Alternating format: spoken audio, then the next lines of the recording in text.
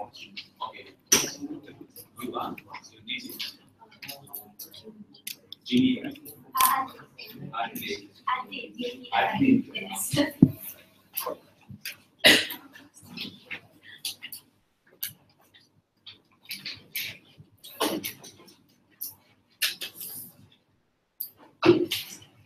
Alright everyone, before the round starts, I would like to just remind you to silence your phones, keep all discussions to a minimum, and speeches are 7 minutes long.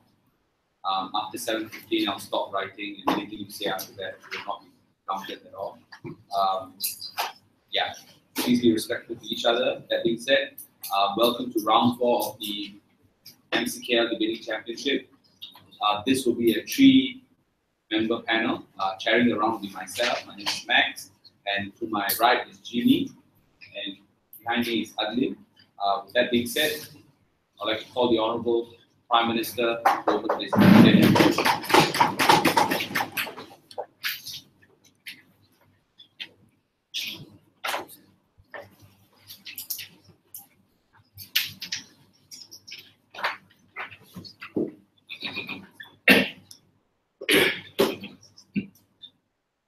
We always want the best for the people and for the best of a nation. However, what seems to be the best move isn't always the reality. The stance coming from opening government is clear.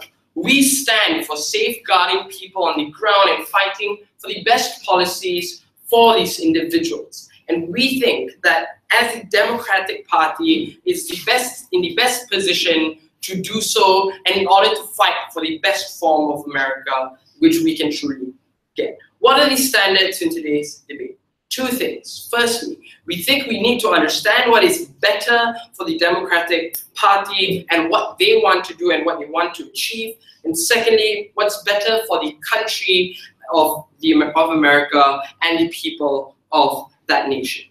2 arguments in my speech. Firstly, I'll explain why impeaching Trump is horrible, taking into account the alternative that you will accrue. And secondly, why the Democrats are better placed to make the country better and why that can only occur in opening government.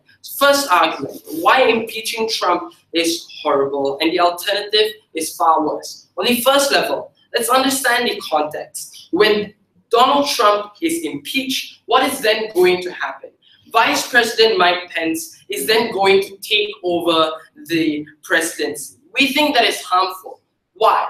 This is an individual who is, for example, anti-LGBT. So the fact that he supports conversion camps, we think is horrible to begin with. But the fact when this individual was the governor of Indiana, the fact that he passed a law which allowed discrimination against the LGBT community, individuals who identify themselves as something, and you immediately just neglect that very identity. What is he compare? Let's compare this individual to Trump. We think in the context of towards LGBT members, Donald Trump is much more open towards these people. Maybe to a certain extent, he also discriminates them, but we think the fact that he held a gay flag during the rally and is generally much more accepting towards these individuals compared to Mike Pence, who they will then have under your side.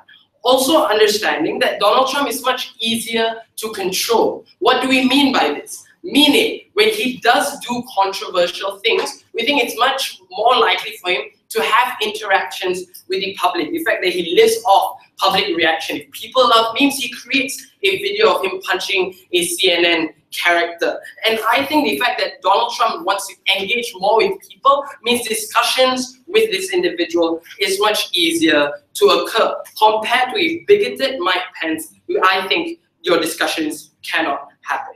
On the second level, let's understand that Mike Pence is an individual who is very coherent. So this is a person who knows what he wants to do. He outrightly expresses hatred towards African Americans, towards LGBT community, and clearly he is an individual who has no incentive to help them. Also understanding that this is a person who is a hardcore Christian, meaning not only is he very exclusive to people of his community only, we think he also then supports things like of discriminating these minority individuals. That means under your side, when you have this person in power, this means having more unfair laws, especially towards the minority, the most vulnerable of individuals. Why do we think it's more harmful when we talk about support for Mike Pence? Because we think when this is an individual who is confident in what he wants and is very coherent, we think people have more of an ability to support these horrible laws which you are going to advocate. Also, after the impeachment, which is portrayed as one which is a great move, we think, no thank you. We think that's why you falsely portray this individual as the best replacement for Donald Trump there is, and he is an individual who is better. Meaning, for you to call out against this person is much more difficult under your side, because calling him out and trying to prosecute Mike Pence under your side is like calling out against the impeachment, and that is not going to fall well amongst the people. Before I proceed to my third level, why Trump is a lesser of an evil on a net. Yeah, sure. Why will Mike Pence live up to more conservative and radical standards, considering now that the Republican Party has faced a huge defeat by losing its president? Because I think Mike Pence as an individual is very strong on what he believes, and considering if he can get into that power with those very ideologies as well, and considering the fact that not many people are going to stand up against him, I think it's very likely for him to run those policies. So third level, why Trump is lesser of an evil on a net. Let's understand that this is a person who has flip-flopped on a lot of his harmful stances in the past. The fact that whether we should punish a woman for doing an abortion or not. The fact that he has changed his stances on certain things because of that engagement which I talked about earlier. We think on a comparative, his evil is much less definite than Mike Pence, and that is better. Second argument, why Democrats are better placed to make the country and policies better. We think as the Democratic Party, these are groups of individuals who want to get a much better country, which is generally more reasonable and less bigoted to begin with. We think considering that Trump's approval rate is already dropping, let's understand where the Republicans then stand. Because they have a problem. The biggest problem they have with Donald Trump is the fact that he tends to go against the law. No, thank you. The fact that he goes against the law makes these groups of people angry. Similar to when Clinton had the email scandal, they also got very angry because it was against the law. So we think the support for Trump is much less, considering society already doesn't approve him as much as they did in the past, and the Republicans are also against him. Why is this strategic? Because this means even Republicans want to battle Trump's bigoted policies. It's either they outrightly battle it or they stay silent because they're too scared to defend an individual who represents them. Either way, we think it leads to three beneficial outcomes. Firstly, if you're a senator and the Republican senators abstains, we think it's easier for you to pass policies which you want. This also means you being able to push away and reject policies that are too bigoted and those they just do not want for the nation. Secondly, we think as a citizen you have more critical mass against the Republicans, and thirdly, there's more positive airtime for Democrats when they do not need to compete with Republicans for airtime. We think Donald Trump is an individual who is bad, but looking at the alternative, let's keep that alternative from becoming reality. The House thanks the Prime Minister and now invites the leader of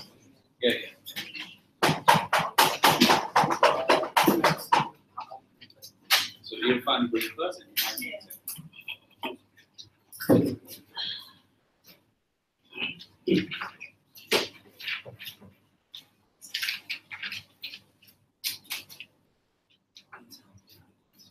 We believe that a politician like Trump, who, if he is a politician, can be shown to be completely inadequate in status quo. But the problem is, his voter base still feels that he's fine.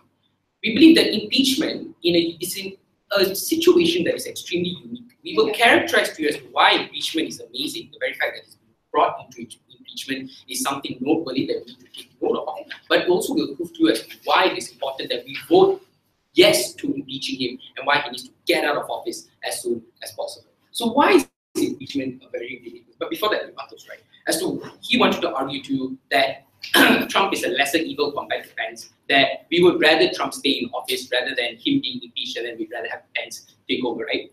We argue to you that what happens after post-impeachment is that now Pence will take a different stance because he knows what actually got Trump voted out, right? He would rather not do the same mistakes that Trump did. Your terrible world that Trump has created in America is an America that Pence would not want to run and emulate for the next remainder of his term. No, thank you. We also put to you that is now there's a higher incentive in the Republican Party itself to want to advise Pence to carry out other policies that are indifferent between Trump. This means that there's now an institutional pressure as well, because we know Trump doesn't listen to anyone, right? But at least Pence now would, because the Republican Party is now in a very sensitive circumstance. They are on a tipping scale, and we need to pander to the public as best as possible. So this means like that temporary term where Pence is president is the best term that could possibly be. No, thank you. So first argument, what impeachment actually means and why it's so amazing. Because we have to remember that throughout American history, no president has been called to impeachment and has actually been impeached, has actually been stopped being president. We need to take note of this. This means that the point of which Trump is called for a vote is the point of which where both members, Democrats and Republicans in Congress, have decided that there is enough proof for us to call on that vote for Trump to be actually be voted out. Because we have to remember, impeachment isn't a Congress meeting. It's not when they come and then discuss and then we see where it goes. It's actually a call to action. So this means that America, both state and the people, have decided, no thank you, through a form of like proxy unilateral voice that Trump is inadequate. He is a completely terrible president. And now on paper, black and white, through legislation, we can prove that he is inadequate and get him out of office as fast as possible. That's what impeachment truly means. I think they seriously downplay the importance of what impeachment actually is and how it actually works. I'll take opening. So the example which Pence will take from this and the value that he will take is that he will make sure he doesn't commit perjury so that he doesn't get impeached. Then why does this then extend to things like bigotry and his ideology? Okay, the reason it will extend is because Pence will want to de-alienate himself from Trump as much as possible. Yes, he got impeached because of perjury, but do we really think that the world is going to focus on that? Yeah, it's going to be a few headlines in CNN and BBC that he got impeached for perjury. Yes, perjury is wrong. Everyone knows that perjury is wrong. But now it's a political movement. Pence needs to take a strategic political stance in this fight as a Republican. He will want to be completely different from Trump as much as possible. This does not mean not committing perjury, which is something that is already wrong, that any decent politician in his right mind won't commit. This is about ensuring that it is as different as possible as a Republican, that he's as different as possible to make a Republican America actually great again. I feel that that is the fight that Pence would be more likely to go for. Now, why we believe that Democrats need a better voting stance? Because they wanted to vote for Democrats, say that they are amazing. We put you that if there's a good Democratic candidate in place, no thank you, I'll take you later. If there's a good Democrat in place, then we should also vote for them. But right now, it is very harmful to Democrats. We believe it is extremely unstrategic for the Democratic Party as a political party in one of the largest nations in the world to vote no to impeach an individual that they have spent the bulk of their political lives fighting against. So let's characterize to you one thing.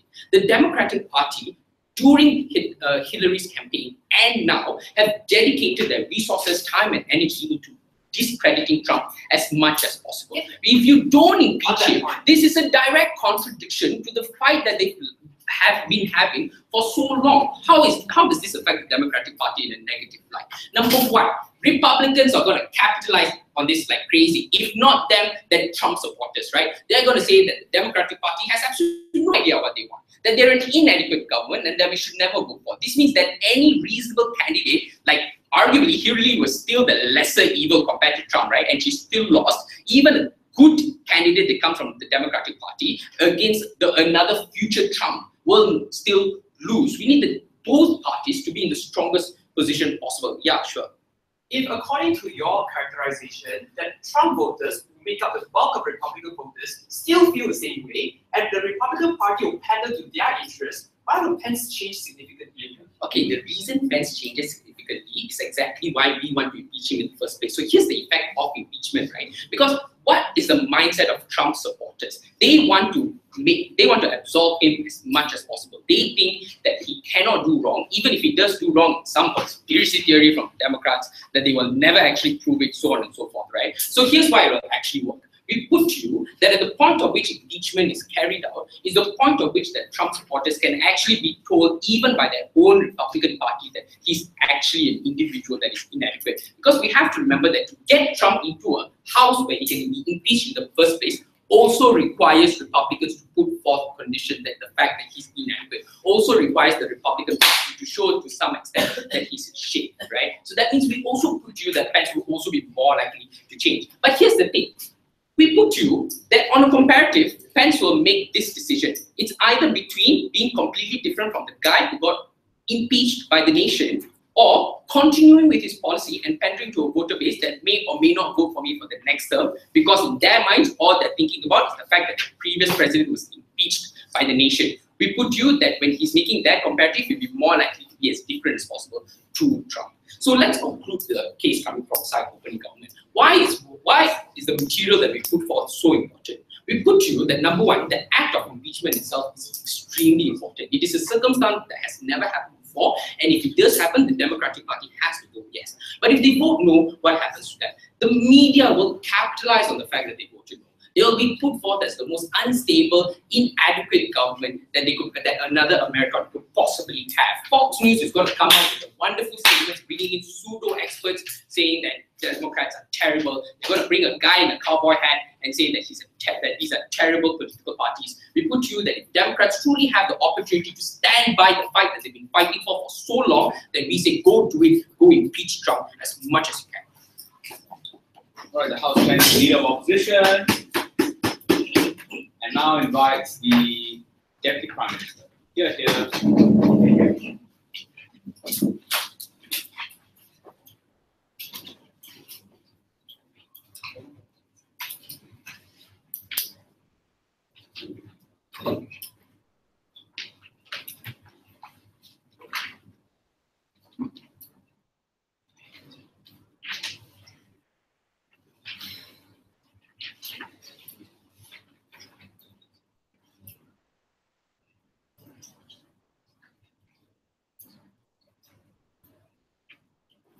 Donald Trump is one of the most horrible people we have ever witnessed in the political scene. But at the point in which impeaching him means enforcing the ideologies he stands for, means radicalizing the Republican stances, I think it is a worse trade-off. That being said, two questions I'll answer in my speech. Firstly, what is better for the Democratic Party? And secondly, what's better for people? Firstly, what's best for people? Notice that the biggest contention from the side of opening up was that Mike Pence will change his stances. I have two things to say.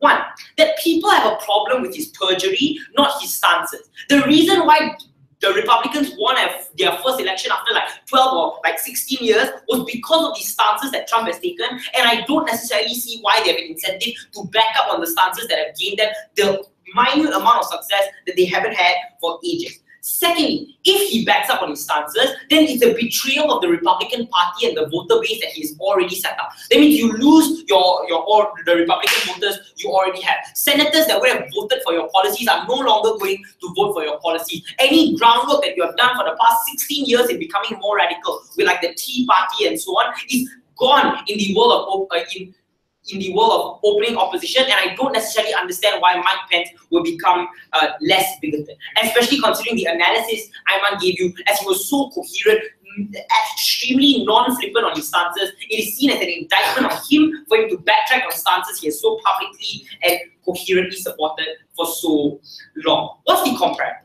That means in our world, maybe Trump is horrible, but Mike Pence is more horrible. He has more ability to galvanize support. Secondly, about the value of impeachment. Notice there was a principal concession in this argument. They conceded that the value of bringing him to Congress in and of itself, proving that there possibly might be enough evidence to impeach him, is already a really huge indictment on him. That is to say that already opposition concedes that people are less likely to take him seriously already, and it's harder for him to operate. So have a seat. So considering it's already an indictment on him and the evidence is left, what does this mean? This means it's harder for him to forward his bigotry because people no longer like him and no longer believe him. They see him as someone they cannot trust, they see him as someone they cannot relate to. That means everything he says now on will be examined on a closer detail, will be things that they are more likely to inherently oppose as opposed to straight away accept. Have you seen? This means one, more scrutiny on him and more ability to look at like worse policies and call it out. Secondly, just less ability for him to forward his bigotry. Every time he says things like we need more policing in African American communities, people will find reasons not to support him because if they support him, they're supporting someone that lied under oath and a horrible person. That means it's harder for him to forward bigotry, forward horrible policies in the world of government. We need a president that Republicans can no longer trust in order for the Democrats to gain more power and more ability and more leverage to fight against his policies. But why is it necessarily better for him? Considering his radical ideologies, I think in general, if it's harder for him to pass policies because of the larger amount of scrutiny, that means better policies. Even if it's Republican-centric, it's less hostile towards individuals. So that is to say, instead of banning so much like the militarization of police individuals in African American communities, maybe he'll just legalize stop and frisk. I think that comparative of being less hostile is a better world to live in. But secondly, what is best for the Democratic Party? The one thing they told you with regards to this is that it's going against your whole career. You have stood up for Trump for so long, you cannot backtrack. Have you seen? One, I don't think that's true. I think the things that the Democrats have forced is not necessarily Trump, but Trump's ideology and the things he stands for. So if it's true, you perpetuate those radical ideologies even more, then in principle, Democrats impeaching Trump backtracks on that and therefore isn't legitimate. Secondly, they gain more leverage to fight against these things. Considering we have a seat that is an indictment on this individual, they have more leverage to fight back against his policies. If Democrats have more power in Congress, more Republicans abstaining from voting for Republican policies, they are more likely to pass those policies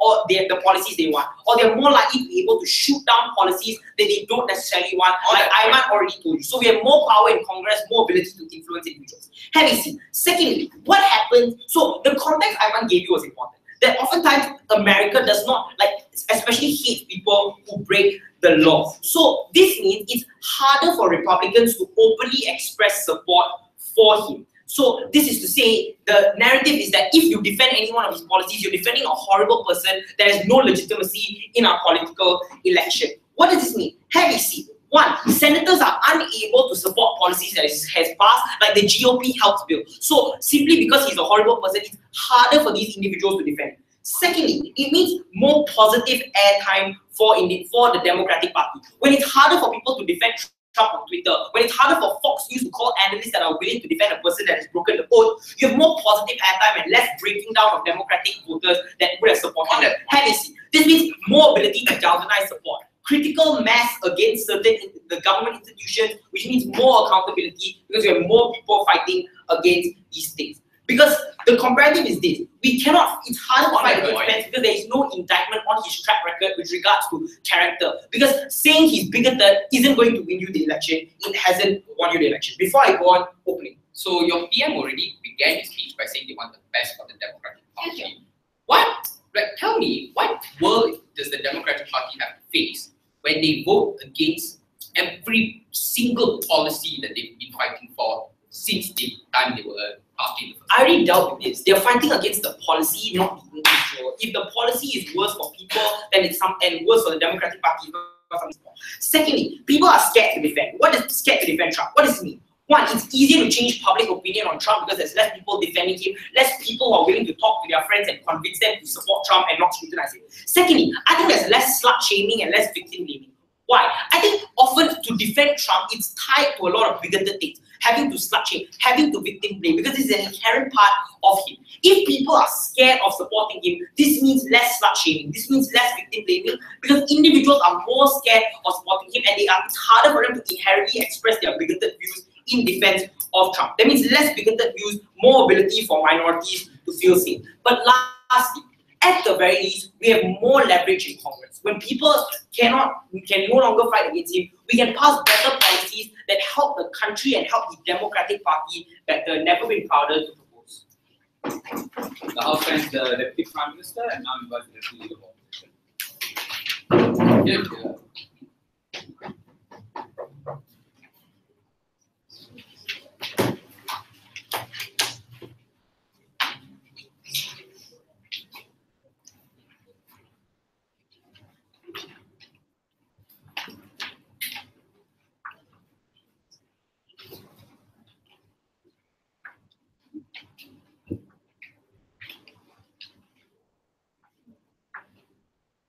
when Democrats vote no in wanting to impeaching Trump, they're actually affecting their own party negatively.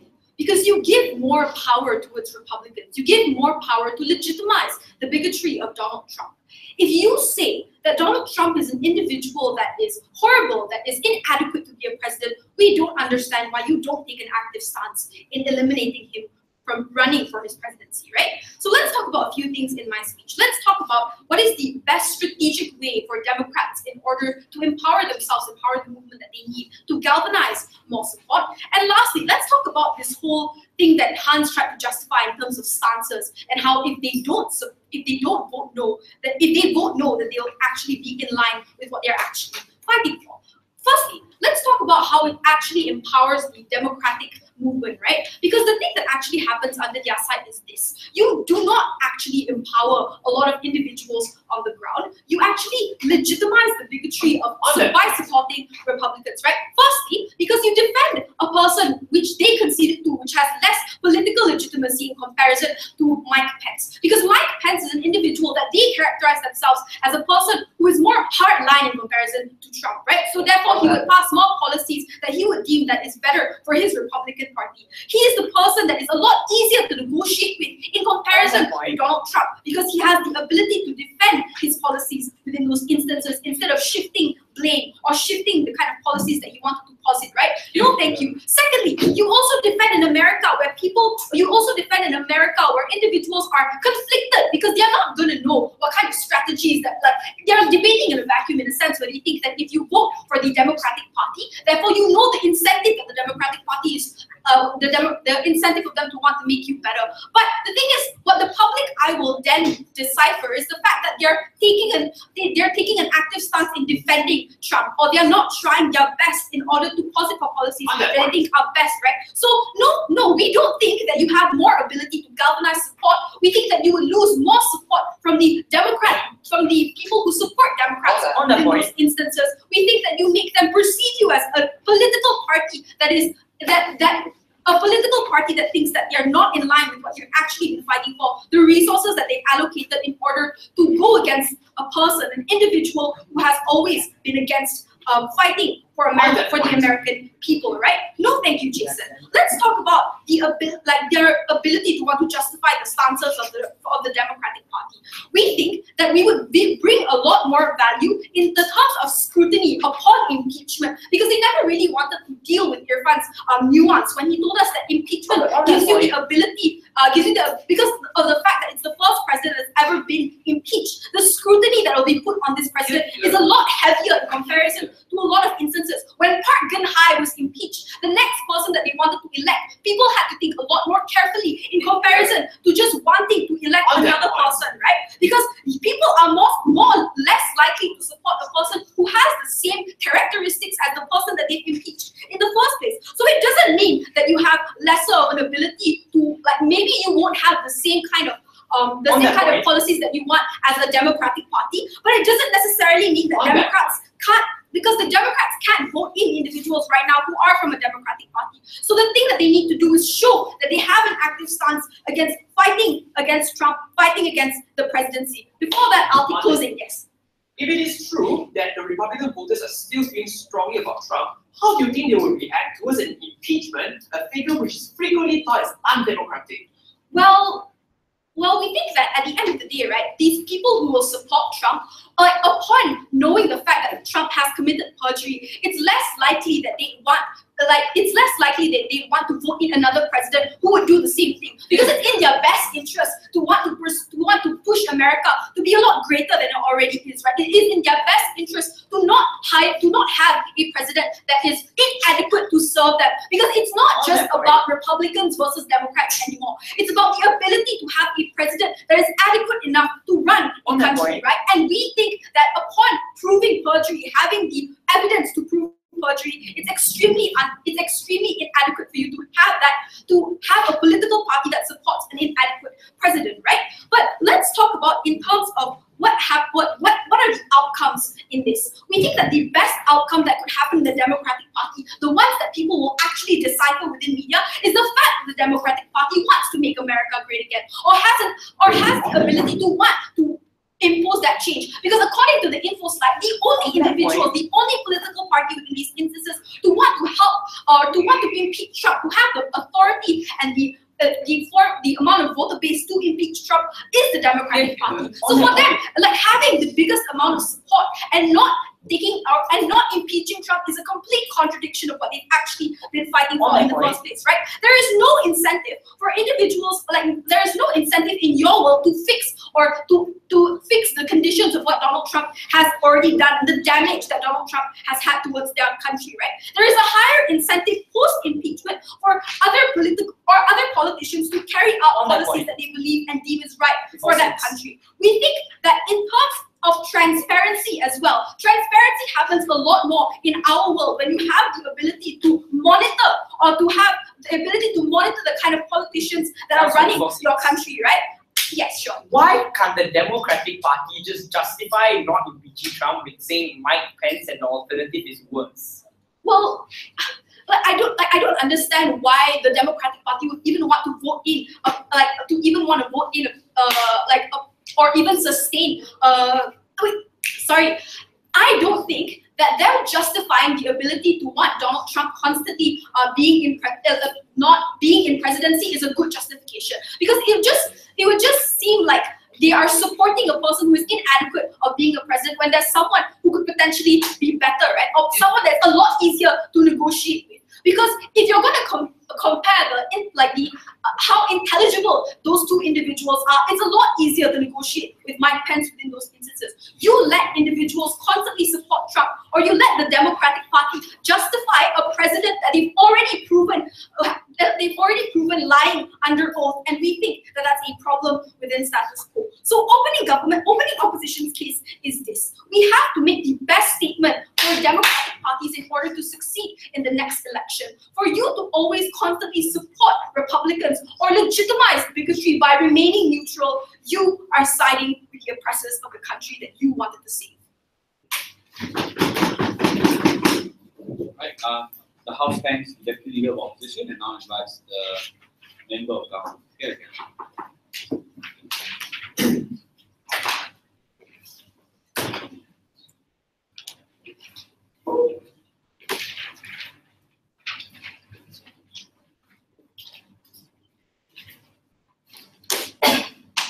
What is best for the country is more often than not good for the parties. Democrats are in a strategic position to take Republicans out of power. Democrats are in a strategic position to espouse on the failures of Donald Trump and use it to make their way into the presidential election, the Congress, the Senate, and everything we need to make the country truly great again. What is the stance coming from closing government? Firstly, we believe the impeachment of Trump will be damaging to the ability of Democrats to seize power and their ability to win in the midterm elections. One standard that we propose to you from closing government: as this is an actor debate, the side that wins this debate has to prove in which world are Democrats most likely to win the election and which side provides the most benefit for Democrats. We think the opening houses have had some trouble with addressing this, but that's okay. I will still engage. So before that, what is my extension going to be? I will simply tell you why a Donald Trump presidency is great for presidents and why we need for a presidency for Democrats and why we need to keep him in power. Opening government told you how they can gain support from Republican senators and work with them together in Congress. We are going to take it one step further and prove to you at the point in which Donald Trump is the president, we can win the presidency, we can win Congress, and we can make Republicans a minority, and the teamwork you had earlier, bye-bye, no need for that. So first of all, I have one issue of response to the speaker before me. Will the lack of impeachment damage the Democrats? On face value, this seems pretty reasonable, but I think history proves otherwise. Bill Clinton was a pretty unpopular candidate, and he didn't get impeached. Lots of Republicans voted against it.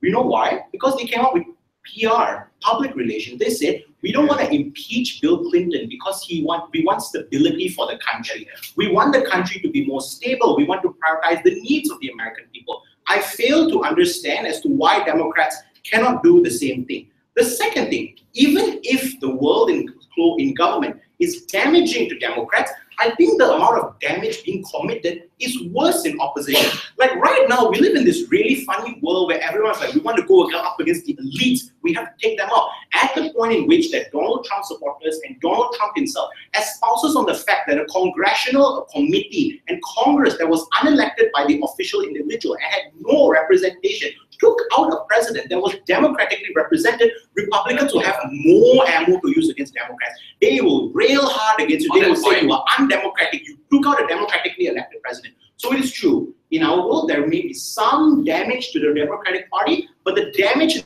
the world of government is significantly worse. So I'm going to move into my extension. Before that, yes, Ben. Trump being extremely inconsistent is still able to gain a strong voter base. For example, his stance on China. How do you defeat a populist president whose narrative gets stronger by evidence such as your PR? Oh, no. He's not getting stronger. His approval rating is dropping day by day. It was 35% a month ago. Now it's at 31. I'm going to prove it further in my extension. Why a Donald Trump presidency is great for Democrats and why we need to keep him in power as a Democrat. The first thing I will say is that Donald Trump has destroyed the Republican Party. He is literally the biggest bombshell that has ever been dropped in the GOP. He has humiliated the Republican Party. He's made the jobs of Democrats so much easier. For example, on one hand, he tells us Qatar is bad and Saudi Arabia must go down, but the Pentagon signs a $22 billion deal with Qatar. And then he goes on a presidential trip to shake hands with King Salman. All of this proves that the president that Republicans have proposed is one of the most incompetent, inconsistent, and unprincipled individuals that have come about. So why is this important for Democrats? His pure incompetence as a politician has hurt the party. In every state election, Republicans now face the first problem of justifying the stupid things that Donald Trump does and says. When you want to talk about the judicial system and reform, you first have to justify why Donald Trump saying horrible things about Latinos is okay. You have to go to a town hall where Democrats and Bernie Sanders supporters actively shout you down. All of this means is that what this proves further is that even Republicans are sick of Donald Trump at this point. Like recently in the special state election that John Ossoff lost, yeah, he lost, but this is like a historically Republican state, and he won 48% of the vote. This means that individuals that were once hardcore Republicans also are now willing to turn against him. Why is this bit of characterization and argumentation very important? This debate happens in a context in which the 2018 midterm election is happening. This means Democrats need every ounce of ammunition they have to take down the Republican Party. What we propose in closing government is that the longer Donald Trump is in power, the longer he is president, sending out tweets about Kofifi, the more he messes up, the more likely people are going to shift to Democrats for two reasons. One, Democrats can espouse on his failures and hit him where it hurts the most. Elizabeth Warren took on his Trump care policy and tore it up on a Facebook video. He got 2 million shares. Demographic shifts have shown that more and more people are shifting towards Democrats for the simple reason that Trump is purely incompetent. So what does this mean? When Donald Trump is in power, we can use him as an excuse and use him to attack Republicans. At the point in which we use him to justify, we win three things. We can win Congress. And from Congress, we can have stuff like anointing the next Supreme Court Chief Justice. We can control, no thank you. We can control who goes to the bills. We can pass bills. All of this proves that Democrats have every incentive to use him as an excuse. But secondly, alternatively, if we impeach Trump, we get Pence. We agree with the premise of opening government that Pence is a bigot, but there's a catch. Pence is competent. He's a good politician. He actually gets stuff done. He was actually a really good governor. At the point in which that Mike Pence is the president and you give Republicans a more competent president to espouse or behind, what this means is that the only ammunition that Democrats once had to call out the Republican Party and to tell them and show the American people how incompetent their elections were, we lose that. One, Mike Pence is a better politician than Trump. He is better able to maneuver. He will probably get things done. What Democrats want is a lame duck president that is Donald Trump. A president that cannot deliver the wall, a president that cannot deliver Trump care, a president that failed on every promise. Mike Pence will be different. We want the worst person possible in power that represents Republicans. For the Democrats to win, we need to go up against the worst. And the worst is Donald Trump. So let's make America great again by giving Congress back to the Democrats. The House then is the member of government and now invites the opposition as an ex-Senate speaker. Here you go.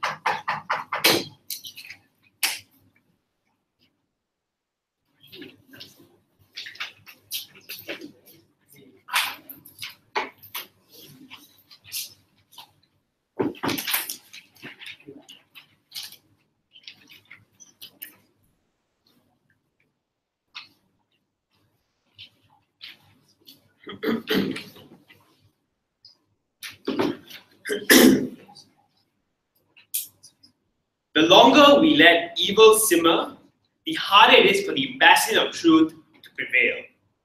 This debate panel is an actor debate.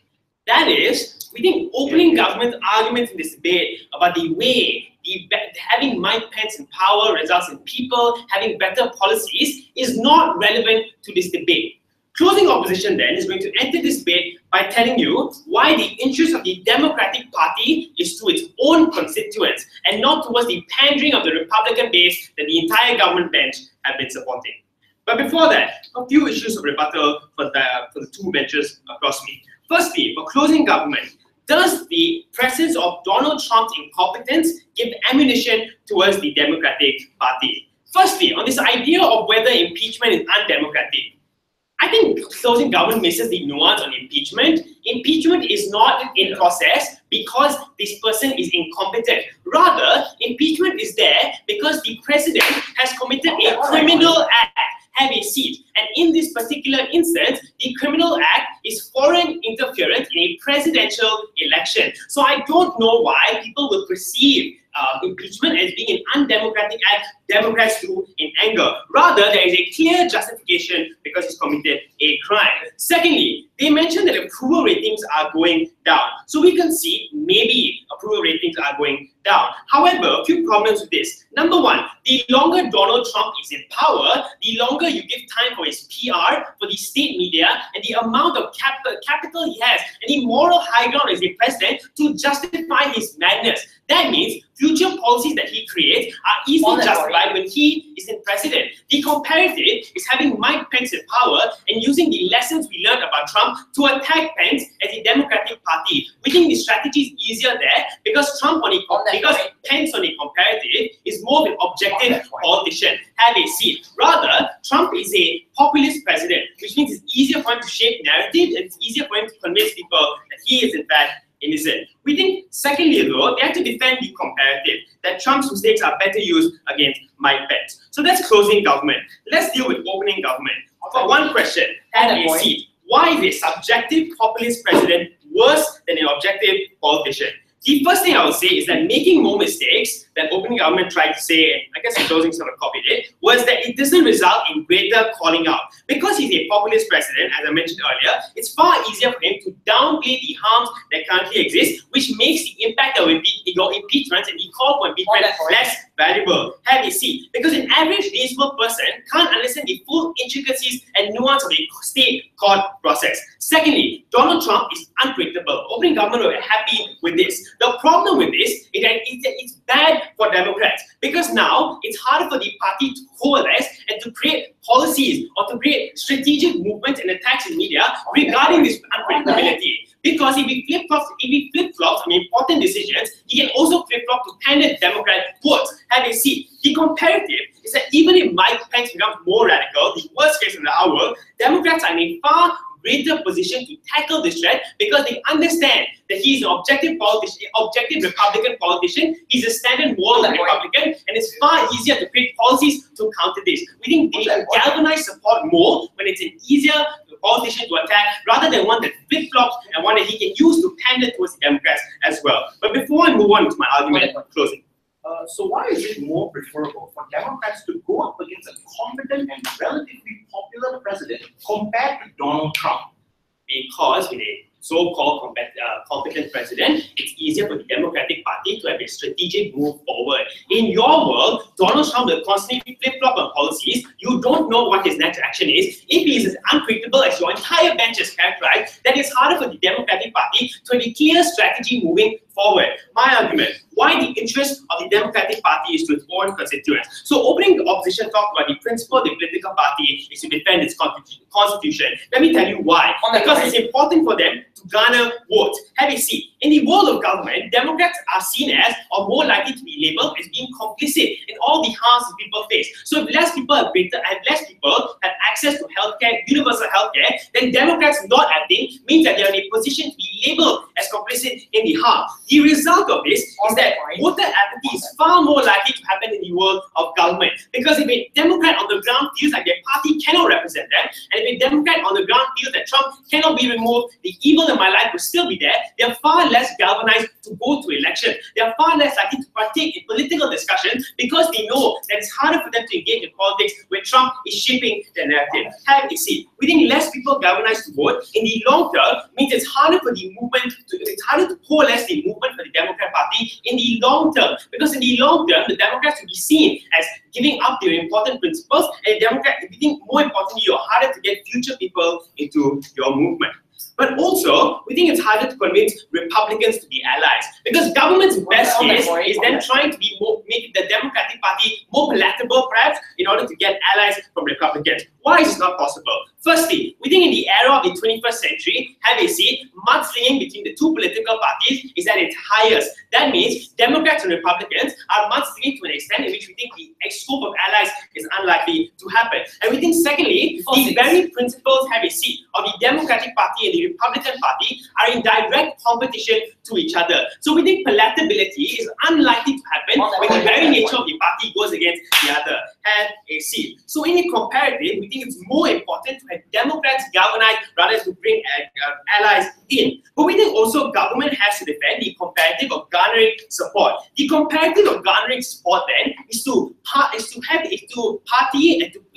on a sense of bipartisanship.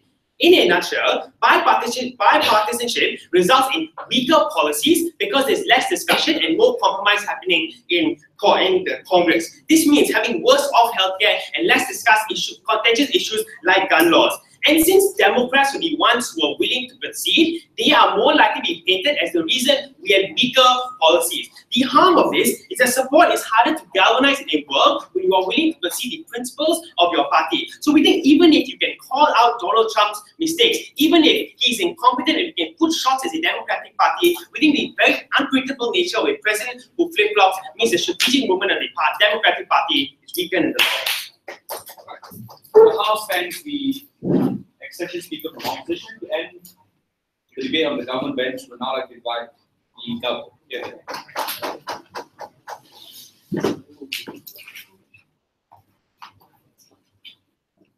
The biggest threat facing Republicans in winning the House and Senate in the 2018 midterm elections and the presidency in the 2020 elections aren't Democrats anymore. It's Trump. And when we remove this threat, we severely damage our chances of reclaiming both houses of Congress and to ascertain the presidency itself, which is a much longer-term goal than any of the houses in this debate proposed. I'm going to answer two questions. Firstly, does this action of voting no in the impeachment motion negatively impact the Democratic name? And secondly, in which world is it more likely that Democrats are elected to the House and the presidency? Firstly, will this negatively impact the Democratic name? And this deals with the majority of the substantive coming out from opening opposition. They tell us that in a world where we do not vote no, Republican media will use this as ammunition to attack the Democrats as spineless and unable to stand up for their principles. We don't think this is true.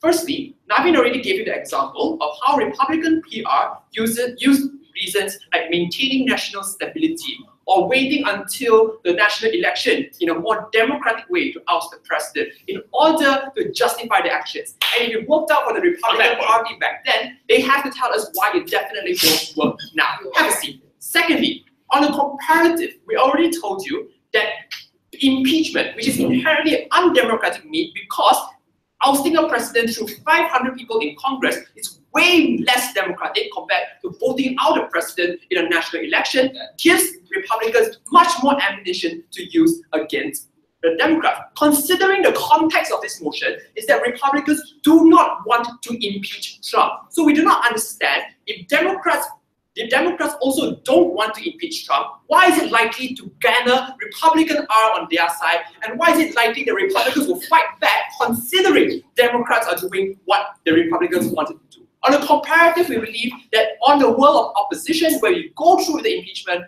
you draw much more Republican fire, your Democratic name is much likelier to be damaged. But before we move on to my second issue, yes. Let's discuss about a better America. A good portion of Trump's bigotry is enabled by the perjury that he commits, the lies that he gives the people and feeds, and the outrageous comments he makes in Congress. Why would Pence do the same, why would Pence also commit that same bigotry, especially since the previous president was impeached because of perjury? Firstly, you do not have to commit perjury to be bigoted. A lot of bad presidents did not commit perjury and enacted a lot of bad policies. Secondly, we're talking about an active debate in the best interest of the Democratic Party, which is to win the next election instead of cooperating in this current administration, which is what all the houses in this debate want to talk about. We go long term, we tell you why we win the House and eliminate need for bipartisanship. Second issue, in which worlds are Democrats more likely to be elected? Closing the opposition's rebuttal was that the same Republican PR can garner so much propaganda to justify Trump's policy. But notice, there's only so much that public relations can do. And considering the fact that Donald Trump is extremely unpredictable and flip-flopping a lot of things, this doesn't rob the Democrats of a strategic move. This presents them with that very strategic move they want to employ. Because flip-flopping is something that voters absolutely hate. Let's look at Hillary Clinton. Donald Trump didn't present any policy specifics during his campaign trail. Instead, he attacked Hillary Clinton's apparent unpredictability. He attacked Hillary Clinton's record of flip-flopping on multiple issues. So flip-flopping might pander to Democrats somewhat, but that comes at the cost of being consistent and being principled. And we have seen through evidence that voters absolutely abhor being unprincipled. Have a seat. So when you impeach Trump and get Pence, which as they say is coherent, which as they say is predictable, it is much harder for Democrats to attack the principle and the character of Pence. Because notice that closing oppositions themselves characterize the current American political scene as one focused on mudslinging, one focused on attacking the character of candidates, have a seat, instead of policies. We have no reason to think that Republican voters are more likely to switch at the point of which Republican candidates can produce a unified policy. Rather, it is more likely that we are able to get Republican voters onto our side because the candidate's unpredictability, because of the tendency of the candidate flip-flop. Have a seat. That is it. This debate is not about getting Republican voters. It's about responding to our constituencies. That's false, because in the current age of America, where gerrymandering is almost irrecoverable in many states, we have to gain Republican voters in order to win. We have to get some number of votes from the Republicans in order to beat the Electoral College, which is so unfairly stacked in the favor of Republicans. Have a seat. So we do not think that getting Republican voters is necessarily exclusive to responding to your constituents, especially considering the fact that they haven't analyzed what do voters react to. Because we already told you that voters react to character and principle more than they do towards policy. Then they told us about why bipartisanship is harmful. We agree, which is exactly the reason. Have a seat. We told you that through winning the midterm elections, through winning the congressional elections in 2020, through a wealth of analysis that Navin gave you about why is it much easier to beat Republican candidates for Congress, have a seat, by linking them to Trump, it is much easier to gain control of Congress. And all of the benefits of Congress, including nominating a Supreme Court justice, considering the 3 of the 9 Supreme Court justices are over 70 years old, including passing bills without the need for conceding, without the need of pandering in the world of opposition, blocking exit, limiting, even if we get a Republican president, limiting their ability to enact harm in Congress, considering how little Barack Obama was able to achieve in his last year, in his last term, due to both houses of Congress being controlled by Republicans. Trump's PR might be able to justify, but a congressman in Iowa will not be able to defend against the barrage of Democratic PR coming at them due to the congressperson representing the same party as Donald Trump. In conclusion, what have we brought to you? We already told you that in our world, not only do we prove that the Democratic name is less likely to be affected, but also we are able to garner long-term change through winning the Congress and winning the presidency. What we need from our opposition is not a blanket policy for America, but an account on why this is a specific strategic move for specifically the Democratic Party. Well, the House thanks the government with that speech and now invites the opposition to end today's debate. Yeah.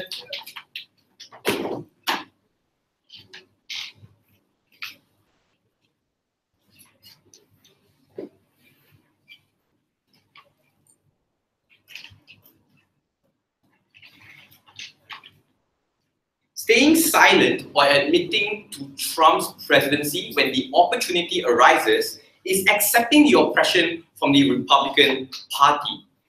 When President Nixon was impeached out of his Watergate scandal, he wasn't, Democrats weren't viewed as undemocratic. Rather, we were applauded that we took out this president. In this circumstance, I think it's rather unlikely that individuals or Democratic supporters would view the actions of impeaching Donald Trump as one that is inconsistent, rather one that is applaudable. In my speech, I'll talk about two main issues. First, is Trump or Pence better to handle for the Democratic Party? And next, would this have the Democratic Party win more votes? The first issue, is Trump or Pence better to handle for the Democratic Party? Because they say that it's much easier to control Trump when Trump is more probable of making mistakes. Here's why I think they got this wrong. Let's start with the premise. President Trump, in of himself, take a seat, is a populist president, which means populist presidents, more often than not, when they stay in power longer, their populist narratives also get stronger. That I'm going to protect you from all the harms of the Democratic Party. Note that in this circumstance, President Trump knows that he might be impeached. So a paranoid Trump on their world is a more radical Trump and a stronger Trump that can improve and create more narratives to downplay the amount of harms that he has caused. Considering a lot of stances that he has made, stances such as China where he flip-flops, he's still able to get a lot of voter-based support. Take a seat. I would agree to a certain extent that maybe his ratings have dropped over the time. But the problem of that dropping is that we don't take an option to capitalize on those ratings dropping. The reason why it is harmful is that when Republicans are pushed to a corner and when Trump is becoming more paranoid, they are more likely to amp up negative media outlets and media narratives in order to push and make Republicans look better. Take a seat. That's why I think opening government's argumentation about airtime is not necessarily positive at all. Rather, take a look at America. The Sinclair broadcast group that owns almost all local news channels is one that is also in line with conservative principles like news outlets like Breitbart, is more likely to push for more conservative news and more conservative narratives that Trump has.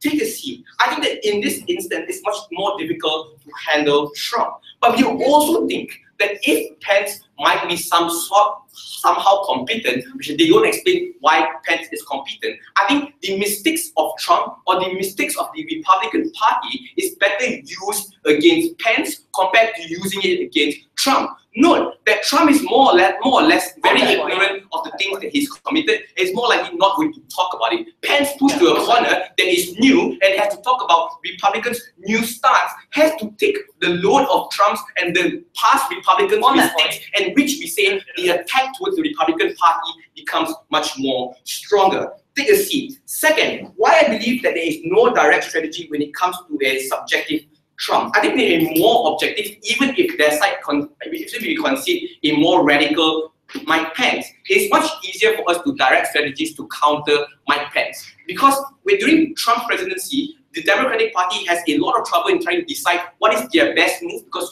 Trump always shifts stances, and that's extremely hard to do so. Take a seat. They can't necessarily tell me why Pence is much more better than Trump. Considering that Trump is a populist and a people's president, it is much more able to convince and play the crowd compared to Mike Pence, and that's why it's extremely harmful. But even if Trump is competent, I think the harm of Trump continuing his populist narrative is extremely harmful. The third thing that I'll talk about is bipartisanship and why their Congress won't get as much policies as they want, but I'll take opening. If you lose the Democratic Party's end goal by increasing bigotry and hurting more people, how is the Democratic Party's interest fulfilled? That PY assumes that Mike Pence will be much more able to bring more bigoted policies. But I think the end goal is that Democrats must see some sort of success. Currently, Democrats don't see any sort of success. This is my members' argumentation, that voters react to outcomes more than your unforeseeable long-term benefit. And in this instance, I think voters are more likely to get to support or galvanize support under our side. That's my members' extension. So bipartisanship, why Trump is less likely to give in. I think when Trump is pushed to a corner, or when Trump is becoming extremely paranoid, he's less likely to give in when it comes to submitting policies to them. Considering that the Senate is also majority Republican, I think that it's unlikely for them to pass more policies or Republican to be more bipartisan on their side. Rather, even if bipartisanship is much easier to be gained on their side, take a seat. The comparative is, it's much easier for us to gain Democratic support compared to trying to gain some sort of bipartisanship or proving that the Republicans are our allies. The second issue, why this would have the Democratic Party win more votes. And I think this was my members' extension. They was largely not engaged by their side. Take a seat. I think that it's much harder to get more votes when one, you don't rely back on your constituents or your principles, or you're deemed as not willing to take that opportunity to impeach Trump. What was the harm that was specific and new from closing opposition that was not engaged by them? Take a seat. Firstly, my member talked about voter turnout and why it's less likely for individuals to abstain from voting. In this instance, when you talk about political apathy, I'm less likely to view my party as a capable party, rather one that is incompetent. So it's more likely that voter turnout will be less, and even if they won't vote for Republicans, they're more likely to abstain from voting, which means it's harmful for the overall voting turnout for Democrats. I think the comparative is that an incompetent party lingers longer as a harm compared to not trusting that particular party. Saying even if the long term that we get to somehow win over the Republican Party, I think individuals react more to immediate harms and immediate actions that will occur. And if which they don't impeach Trump, this is the harms that they will get. Note that if Trump is going to be impeached on their side, and if we don't do so, Trump will be paranoid, which means he's more likely to upskill policies, more likely to be more bigoted before he leaves. In which case, we have to stop that harm from happening, take immediate action to take him out of the presidency. Alright guys, thank you for the very fun and humorous round. But all jokes aside, I really enjoyed the round. Thank you for the wonderful debate. Cross draw, shake hands, and decisions will be announced. Break. This is Let's just take a minute to withdraw.